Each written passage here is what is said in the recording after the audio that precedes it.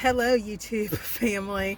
I am Ashley with All Things Mental Health by Ashley, and I'm currently in the process of I just finished setting up my booth, and I'm gonna try to take some video footage, but it is inside. We're kind of close. Don't know how other people feel about filming, and so I'm gonna do my best to take photos and videos, and kind of, if I don't get a chance to do that, I will post the pictures in this video and kind of talk you through why I put things the way I put things. A little bit about this event. It's an indoor event. It's my first night event. I'm supposed to start setting up at 2:30 p.m. even though it does not start till 4. It ends at 8 p.m. and it is a local event. It is at a museum, so very interesting. I've never done one at a museum before. And they provide you a table and 2 chairs, which is definitely new to me. Because of my setup and all this extra stuff that I purchased for my table and all the excess product that I've been making, I brought 2 tables that I normally bring just to make sure I had plenty of space, and was able to fill up the tables without them looking so overcrowded to where if you touch one item they fall, like they all fall on the ground. I wanted it to be spaced out enough, but I also wanted it to be look full. So I came out here to grab my Yeti cooler, and I did kind of want to show you that.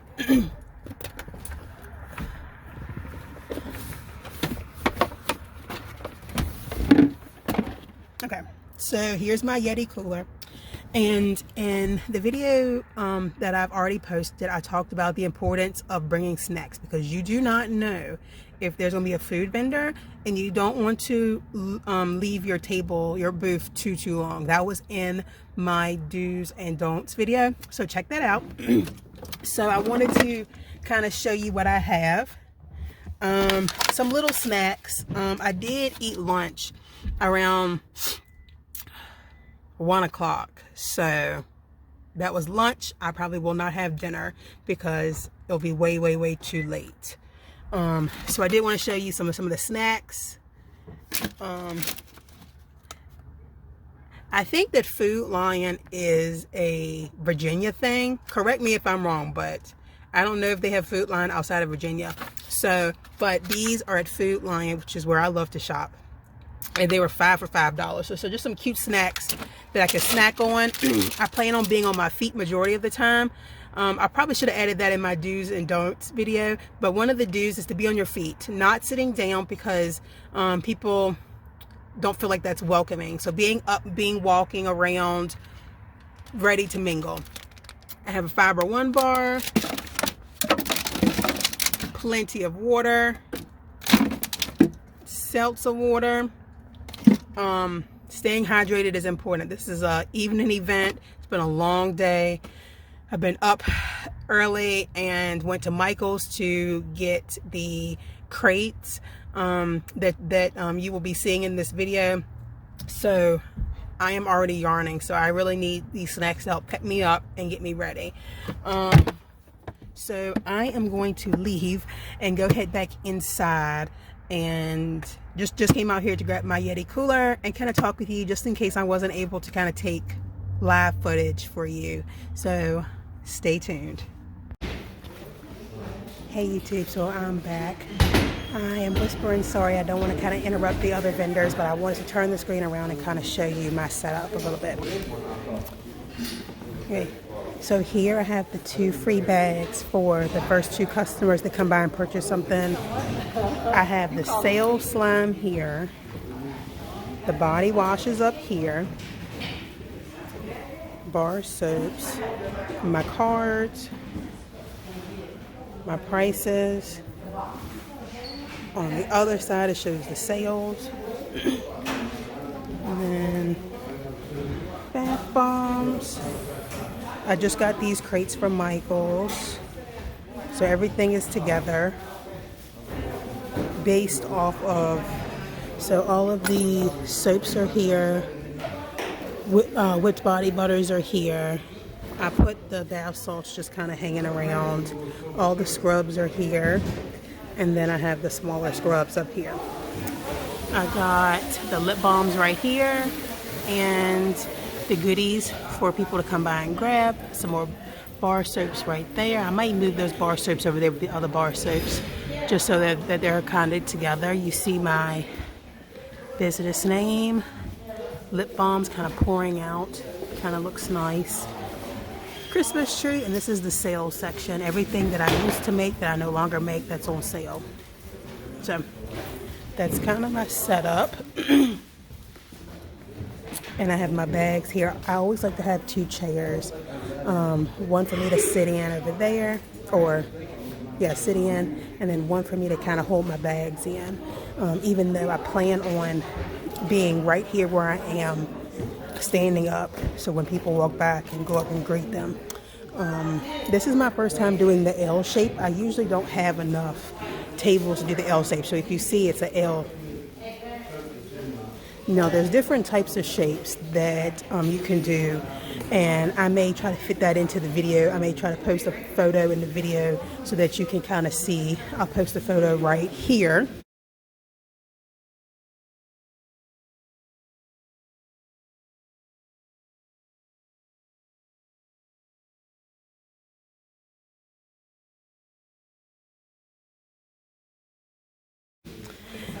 And I will, in that photo that you just saw, you will be able to see the different types of shapes that you can have your table in.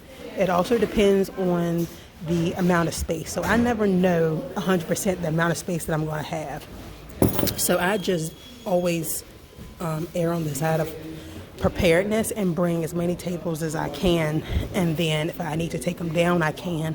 I usually have back here is my storage, so these are my table boxes. That's my Yeti cooler, so I can easily go ahead and grab something. And then this is my little, it's a baby wagon, but during the winter time, me and my daughter, we're not going out using this, so I need to make use of it. So I've been taking it to vendor events, and it's been wonderful and lessening my trip back and forth to the truck. So also have another bottle of water that just sits right here that I can just take a sip of while I'm walking around, because I'll be walking around majority of the time. So that's what I have so far, and I'll be back with you shortly.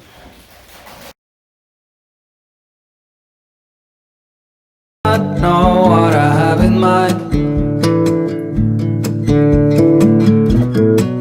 I packed our bags, we'll be on our way. Welcome back to another YouTube video. I am Ashley with All Things Mental Health by Ashley, and sorry about the lighting. Okay, so I am filming in my truck, so bear with me. I had a few minutes, and I want to make sure that I went ahead and talked about part 2. This is part 2. So part 1 is what I'm gonna call it, is everything up to this point. So part 1, I talked about, I showed you some footage of the vendor event. So my first night vendor event, y'all saw the footage. Y'all have seen, I put photos of different styles or different formats or layouts that you could have your table. So like U, T, L, that type of stuff. I posted, I put a photo of that in part 1, and I showed you my Yeti cooler and some snacks that I brought since it is a night event. And I think that that's all that I showed y'all in part 1. So this is part 2, and part 2 is very, very interesting. Part 2 is taking you through how the actual vendor event went. So this is currently the day after the vendor event. Wow, is definitely what I could say about this vendor event. I could say that I don't really know what to say about this vendor event. In part two, I'm not gonna talk bad about this vendor event, but I will give you facts.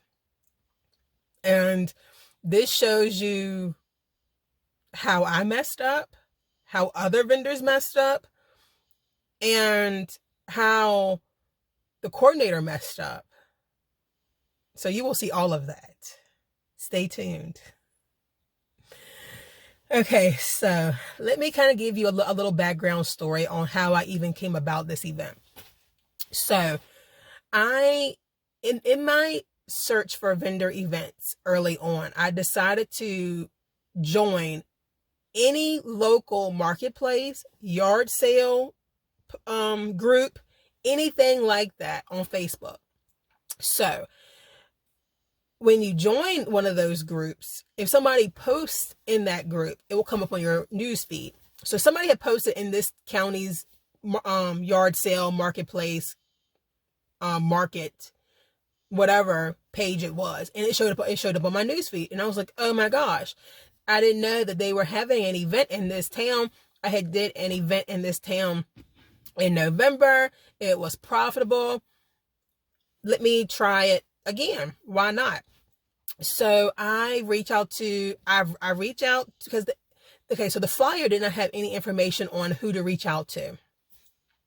So I comment on that person's post and say, hey, like, I'm a vendor, I'm interested in this event. How do I get in touch with the coordinator? So they give me the information. I get in touch with the coordinator. Now, okay, so I reached out to the coordinator. She immediately got back to me and said, yes, there's space available. Just come on. So let me give you, so let me tell you about how vendor coordinators have, did events in the past when it comes to, accepting you as a vendor. So in the past, if I wanted to do a vendor event, the coordinator would send me an application. In that application, it'll tell me how much. It'll tell me space, the available space, or whether it's 18 by 20, which is just a number I just threw out there. But it basically gives you all the information. It also gives you a contract and so forth and on. You sign it, you send it back. You can sometimes pay right then, or sometimes you have the availability to pay during the actual event. So they'll come by your booth, get their fee, and keep on going. So none of that happened with this vendor coordinator. She was just basically like, come on, you know. And so I went ahead. And when I get there, y'all, it's a parking lot with probably about 10 parking spots. No signs up to let anybody know that this is where an event's going to be. So I go in, and it's about 6 tables set up in a room with chairs. So each table had a chair, and that was it. So no vendor coordinator, no nothing. So we're just like, you know, it was in a museum. So there was a front portion of the museum that had a gift shop and that type of stuff. And they did have a gentleman in there who was running the gift shop. So we basically just bombarded him with all the questions like, hey, like, where do we set up? Is it a sign? Because usually, let's go back to previous vendor events. Usually when I've done vendor events, they will have your name up in front of your table. So you know what table belongs to you. Not at this one. So he just basically said, just grab a table. But he made it seem like it was first come, first serve, which is not the way it should be at a vendor event. If you've been approved to do a vendor event, it shouldn't be first come, first serve. That's the feeling that I got. He didn't say that, but that's the feeling that I got. So, I picked the table, obviously the closest to the entrance, right? So I grabbed that table. It was one table. I did not know if I could bring my other table, because remember, she provided us, or the facility provided us with one table. And like, that was included. So that's great, because most vendor events do not do that.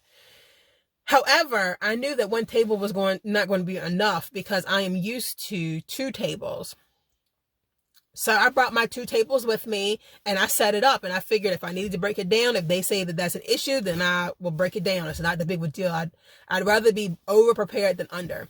So, nobody says anything.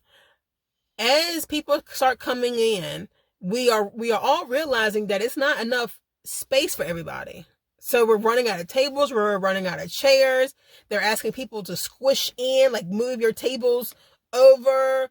So instead of my table being an L shape, they wanted it more a T shape to fit this other person that just popped in. So very, very unorganized in my opinion.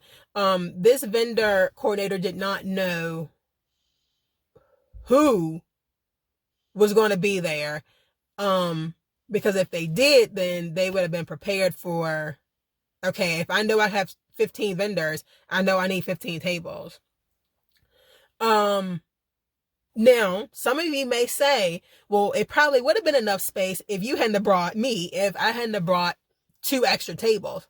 So to that, I asked the vendor coordinator if I could bring more tables. Like, I'm used to bringing my 2. Can I bring 2? Oh, yes, of course.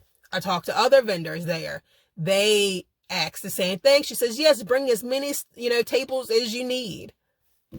So once again, did not seem very coordinated for a coordinator.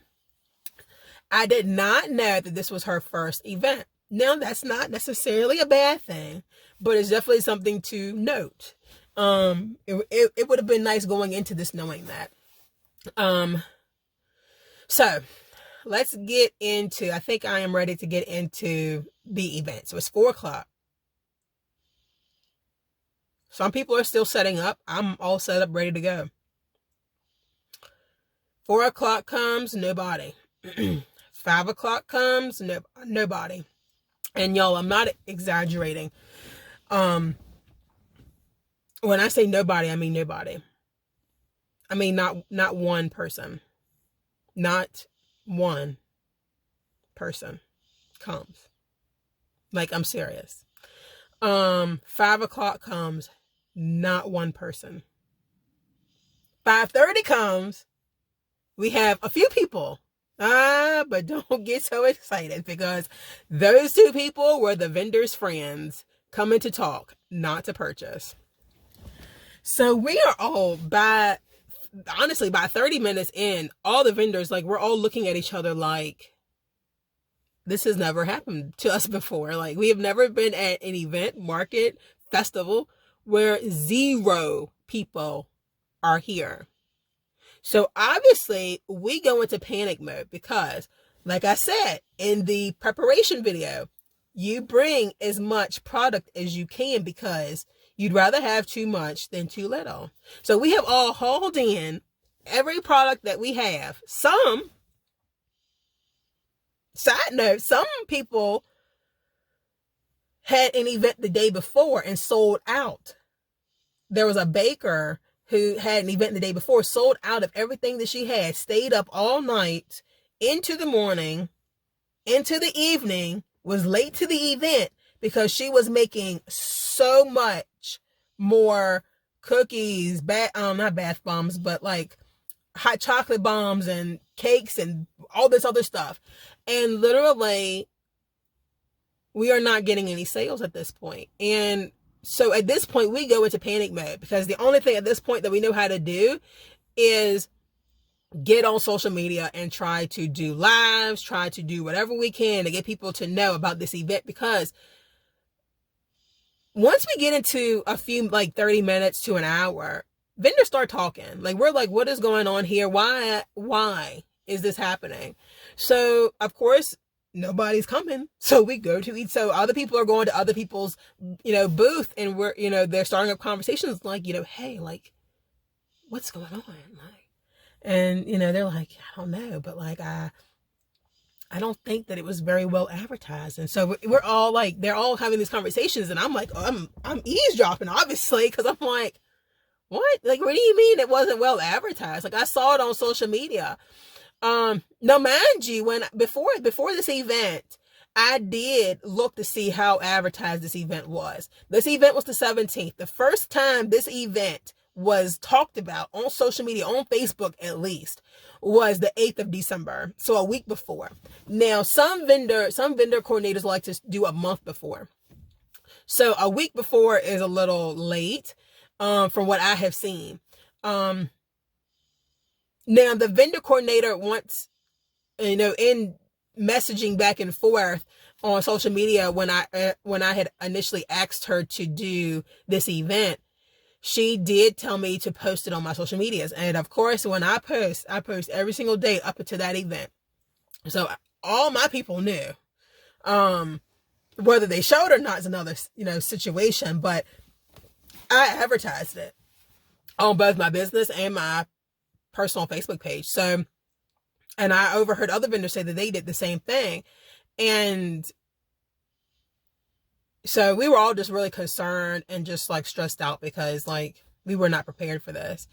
And so when we look at the parking lot, mind you, the parking lot is packed for 15 to 10 or 10 to 15 parking spots. It's packed, but it's packed because vendors park there. So the parking spaces were only enough for the vendors, basically. Like, we took up every single parking spot. So it looked like something was going on there, but nobody was coming because, there was no space. So I'll be honest with y'all. I think throughout the 4-hour event, or actually let's say 4.5, and I will get into why it was 3.5. 3.5. I will get into why it was only 3.5. So, probably only 20 customers came through. And I believe majority of those were just friends of the coordinators. It was not a bad, profitable event for me. I've had, still that one event that I went to that I will never forget was still the worst as far as profits go. Worst as far as profits, worst as far as coordinating.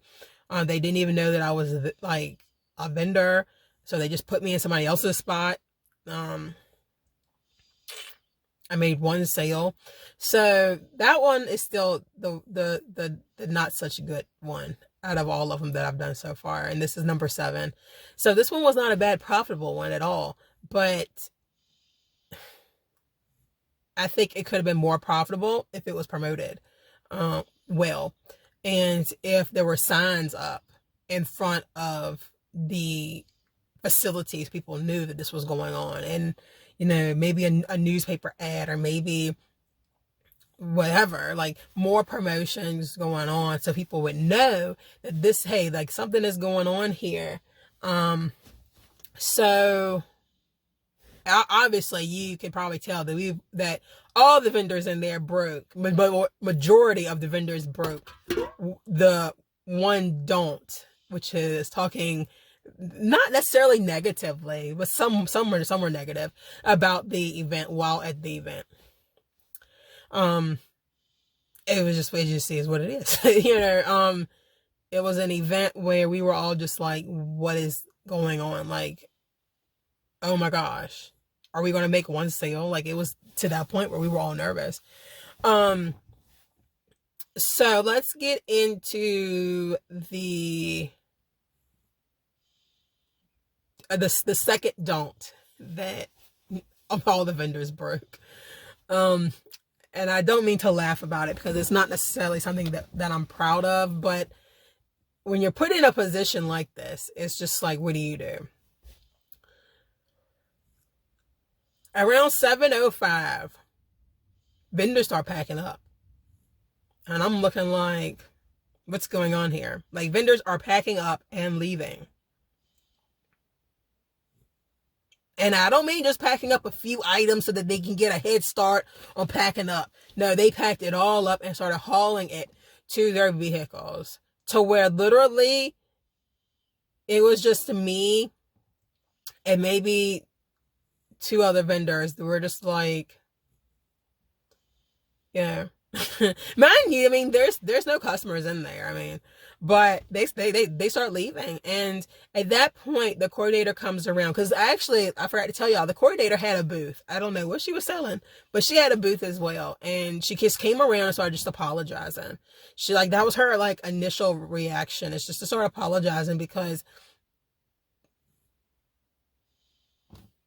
I mean, this is her event. She's responsible for this event. Um, and she felt to blame. She felt like she was to blame for nobody coming by, or barely anybody coming by. And, you know, I know that one of the vendors took that opportunity to kind of tell her, like, I think the coordinator said something like, um, I don't know why people in this town didn't come. I don't know what's wrong with everybody, why they didn't come out and support. And I think that vendor took that opportunity to kind of say, like, you know, and then also she had said that she wanted to keep in contact with all of us because she wanted to do this again. But she wanted to do a different location. So she felt like the location was the issue. All the vendors felt that we were in the heart of that town. So that was not the issue. The issue was that it was not well promoted. So it was not promoted for a length of time. So like that month period, like getting everybody, to know about it a month in advance. It was also poorly coordinated, in the sense of, like, people having to squeeze in, it not being enough space for everybody. Also, not being there as a coordinator at the beginning of the event. I mean, like, when we started getting there, like, she wanted us there at 2:30. We get there at 2:30. She's nowhere to be found. So just, like, being more of a coordinator. And I get that this was her first event, and it's a learning lesson and all this wonderful stuff. And that's fine. But people took that opportunity to give her criticism or critiques, or whatever you want to call it. And so people started packing up, and I left too. I started packing up. The coordinator started packing up when everybody else started packing up. And I'm like, well, if the coordinator's packing up, what do I look like still standing here with my apron on, as y'all could see in the photos? What do I look like still standing here? And the coordinator is, packing up. Like, this is, so I just packed up and got me a late dinner, and, did the other responsibilities that I had to do that night. I did make 7 sales, so not bad at all. I thought about, as like a treat for y'all going forward, when I start doing vendor events in 2023, if I'm able to get 50 subscribers, as you can see, it'll say 50 subscribers. If I'm able to get 50 subscribers by the next event, which is supposed to be April, but I might be doing something special for Valentine's Day, some type of pop-up somewhere. It might be at my house, I don't know, but we're going to do a pop-up somewhere potentially for Valentine's Day. And I will give y'all a sneak peek when the time comes of some of the stuff that I'm planning for my, I wouldn't say Valentine's Day collection, because I'm trying not to do like specific collections for like specific holidays and events. But I already do this scent anyway, and it goes very well with Valentine's Day anyway, so stay tuned. But if I get 50 subscribers by the time I do my next event, whether it's in February or April, I will start talking figures with y'all. So I'll start breaking down the financial aspect of the vendor events. That means the fees, that means how much I made, that means what, all of that fun stuff that for millennials, I think, seems to be very popular. I know I love watching YouTube videos where people break down the financials of stuff. So it will be very basic financial stuff, because I can't get to, I'm not the best with math. So I will give you the basics, like the fees, how much I made, that type of stuff. So, but I will say in this video, my top sellers were the lip balms, which were the items that I added last in my collection. And I made way more watermelon lip balm than I meant to. I meant to make 8 of each flavor, and it ended up being 38 of one and the rest coconut. So that's what happens when you make your first batch of something. You learn. So, learning lesson. I'm in the process of ordering. Actually, I ordered earlier today 50 more lip balm tubes. So we are going to see if I can get strawberry, vanilla, and pineapple. So I have all 5 scents. But lip balm sold the most, which is what I was hoping for. When I did my research in YouTube videos on events and marketing and all this other stuff, having small ticket items, I guess you'd call it, is good, and having it at the forefront. And if you rewind to somewhere in the beginning, you'll see this in the setup that I had the lip balms at the edge of the table. They were lifted up in their bins, and so some of them were actually pouring out of the bins, which was kind of cool looking. So it was easy for people to just come by and pick it up and be done with it. I will note, so I messed up twice. I left early with everybody else. What else did I do? I wouldn't. Okay, so I will say that I definitely, I wouldn't say that I talk bad about the event while at the event. I have a tendency of, when I call to check on my daughter and I talk to my mom, I have a tendency of letting her know like how the event's going. I'll be like, Mom, the event's going slow. Nobody's really here, which isn't necessarily bad about the event, but that's what I did.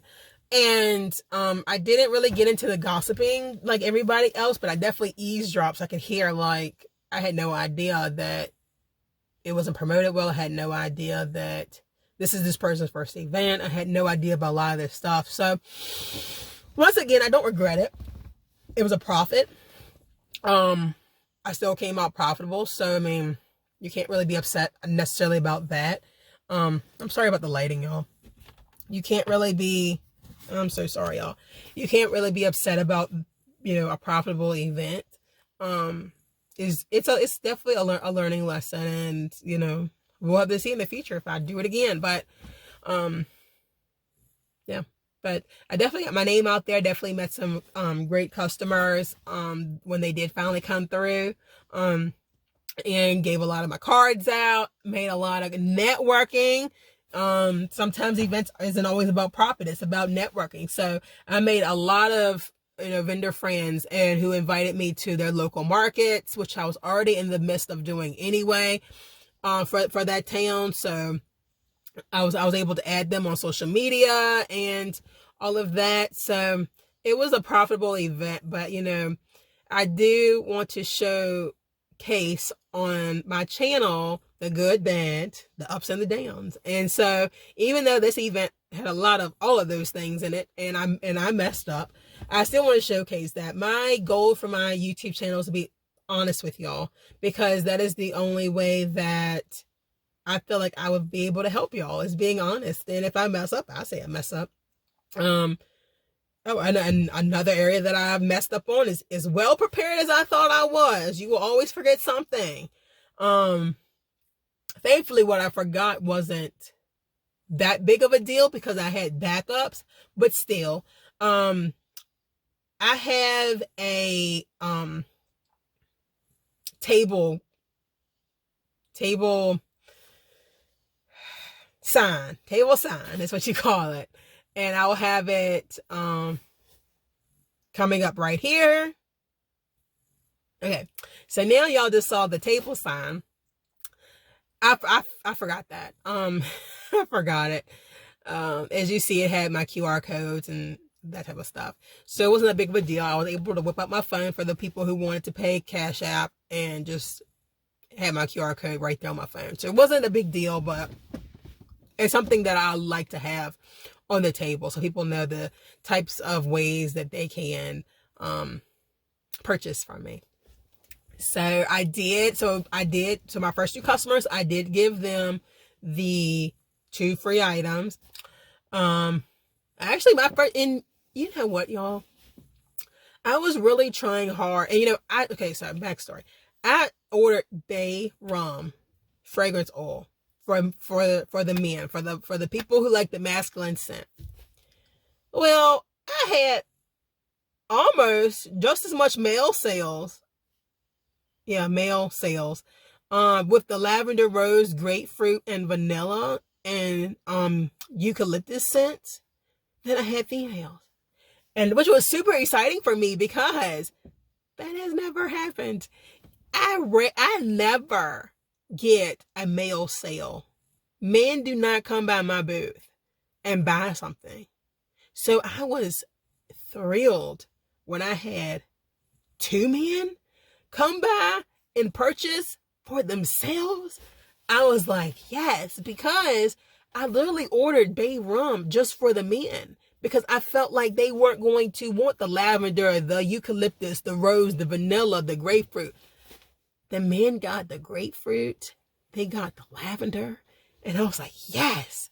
So, y'all, even though this event might have seemed like a bad one, it really wasn't. And that's why I didn't really want to point out too much negative, but I still wanted to give y'all the facts of what happened. But I really want to say that despite the, I'm so sorry for the lighting, y'all. Despite the downfalls of this event,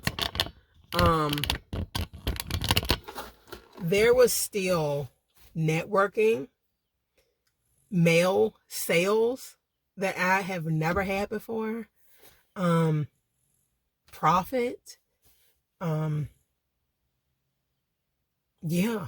So, I mean, it was still a really good sale. And this is the sale, I still had my sales section with some of those older items that I used to make when I first started my business.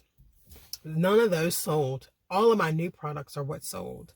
So I was very excited to be able to see that people really do like my homemade stuff. And, some of y'all may know if y'all follow me on other like Facebook and stuff like that and watch my lives, but I work super hard to make good quality products. I do trial, I have errors. I've had to let go of certain products because it just was not fitting well. And I've said before that all products are not made for everybody to make them. Some people do bath bombs amazingly. I do not. Some people do, room sprays. That's not something I'm interested in. So I have to stick to what I like and what I'm comfortable with selling. You don't want to sell a product that you can't make, or make well. Now that doesn't mean that you should never sell that product. Of course you can, sell it if it is of quality to sell. My whipped body butters, all of my whipped body products did not come out good. It worked, but it did not come out whipped in that whipped consistency that I wanted. And I was selling whipped body butter. So I needed it to come out whipped, and it was not working. But that was something that was really passionate to me. And I really was like, I really want this whipped collection. I need to figure out where I'm messing up at. And I figured it out, and it's perfect consistency. So that doesn't mean that if it's something that you're really passionate about, keep at it, reformulate, find a different recipe and modify it to be your recipe, whatever it is. And that's the way it was for me with bath bombs. It was not meant for me, y'all. It wasn't meant for me, and I'm okay with it because I have bath salts, and that's right up my alley. I have a great formula that I formulated. It makes sense to me. And I love it. And it's a good alternative to bath bombs. People love the bath salts, y'all. So yeah, so I'm really excited. I'm hoping that the next video that I do with y'all is the studio tour. So if I have time tonight, I might do another video and show y'all what the studio space looks like. Because on Tuesday, I'll be getting some of those bigger furniture items in, and start setting up that stuff and all that stuff. So I really want to show y'all what it looks like before we start setting up the furniture. And what I mean by furniture is like stainless steel table, stainless steel shipping station, which will be more like a packing station since shipping isn't really something that I do much of. It'll be my packing station. I'll also have the bookshelves coming in for my products. I'll be moving my work desk back into my studio. I think I have a it's not like it's a shelf and it has drawers, but it's made out of plastic. I can't think of the name of it right now, but that's what it is. And so storage container thing. So I'll have that in there, and I'll show y'all all about everything. I'll show you everything about my studio. So this video has gone on long enough, and thank y'all for tuning in to this video on the first night event that I've done. And I hope that y'all found it productive, and don't get discouraged, because these are just things that can happen in vendor events, and you don't know until you get into it. And each vendor event is different, each vendor coordinator is different, and so it's just the way it is. So oh, let me tell you, I'm sorry, I'm skipping all over the place. So lip balm sold, whipped body scrub, whipped body soap, I believe that's about all that's sold. Those are different products that sold. So I'm happy about that. And so yeah. So thank y'all for tuning in, and I will see y'all at the next YouTube video.